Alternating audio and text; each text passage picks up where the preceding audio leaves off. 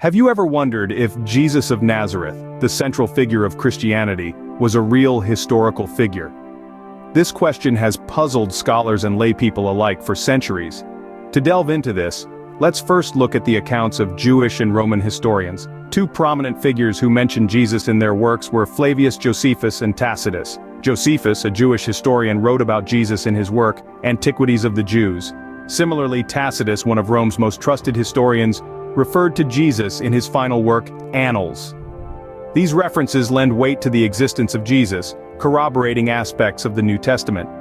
However, it's crucial to note that there is no definitive physical or archaeological evidence of Jesus' existence.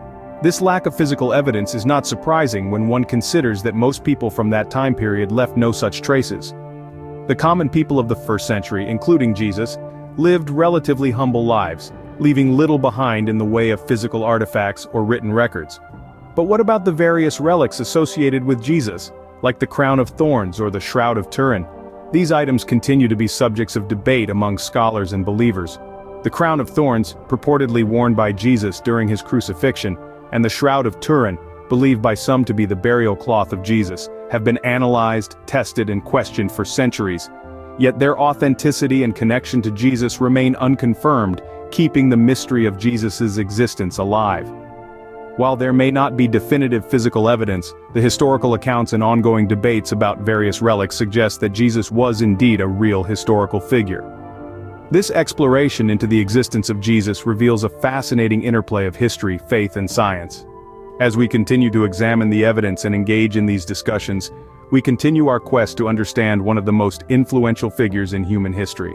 Now that we've established the historical existence of Jesus, let's delve into a more controversial question. Was Jesus and the people of his time black or white-skinned? To answer this question, we must consider several factors such as geography and the ethnicity of people in the region during his time. Jesus was born in Bethlehem, a city in the Middle East, and lived most of his life in Nazareth. The inhabitants of this region during that time were primarily of Semitic origin, descendants of Shem, one of Noah's sons. This implies that Jesus, being a typical man of his era, would most likely have had brown skin. However, the depiction of Jesus has changed throughout history, often influenced by cultural and societal factors. It's important to note that the Bible does not provide a physical description of Jesus, which has allowed for these varying interpretations. The iconic image of a white-skinned Jesus with long, flowing hair, often seen in Western art, arose during the Middle Ages in Europe, a period and place where the majority of the population was white. This depiction was not based on historical or ethnographic accuracy, but rather a reflection of the society of the time. In contrast, early Christian art from the Roman catacombs often portrayed Jesus as a young, beardless man with short hair, while the oldest known icon of Christ Pantocrator from St. Catherine's Monastery in Sinai depicts him with brown skin. It's worth noting that the color of Jesus' skin has been a point of contention in modern times, with some groups advocating for the portrayal of Jesus as black, as a response to historical white Eurocentric depictions. This movement is not so much about historical accuracy, but rather about representation and identity. In the end, it's crucial to remember that the teachings of Jesus transcend his physical appearance. His message of love, peace, and forgiveness is universal, not confined to any race or ethnicity. While we may never know Jesus' exact skin color, the likelihood is that he looked like a typical Middle Eastern man of his time. In recent years, Russia has opened its vaults to reveal what it calls black biblical realities. But what does this mean? It's a question that's been circulating in the minds of historians, theologians, and curious minds alike.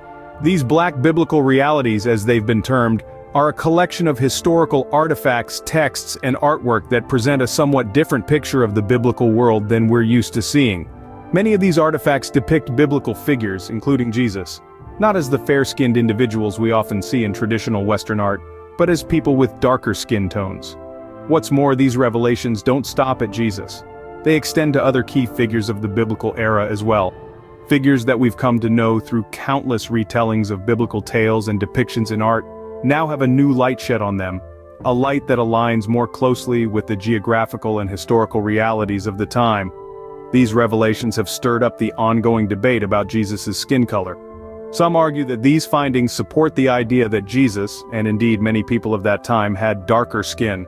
Others caution against drawing too many conclusions from these artifacts, pointing out that the interpretation of ancient texts and artifacts is often complex and fraught with uncertainty. But regardless of where one stands in this debate, it's clear that these revelations have significant implications. They challenge long-held assumptions and invite us to reconsider our understanding of the biblical world and its people. They remind us that the past is often more diverse and complex than we might imagine. These recent revelations from Russia add a new dimension to the debate, suggesting that the skin color of biblical figures may not have been as traditionally depicted. So, where does this leave us in the debate about Jesus' skin color and the color of people during his time? We've journeyed through the historical evidence of Jesus' existence, from Jewish and Roman historians to the Gospels themselves, acknowledging the inherent bias and the lack of definitive physical or archaeological proof. We've delved into the great skin color debate, a topic that remains controversial, subject to interpretation and reliant on historical context and geographical considerations. Then, we explored the recent revelations from Russia, a country opening its vaults to shed light on new perspectives about Black biblical realities. Each of these points, fascinating and layered as they are, contribute to a complex and evolving conversation. The importance of this debate goes beyond simply determining skin color. It's about understanding our history, our beliefs, and the diverse perspectives that shape them. It's about fostering dialogue, encouraging research, and promoting an inclusive interpretation of historical and religious figures. While the debate continues, one thing is clear. The color of Jesus' skin, or the skin of anyone else, does not diminish the impact of their words or actions.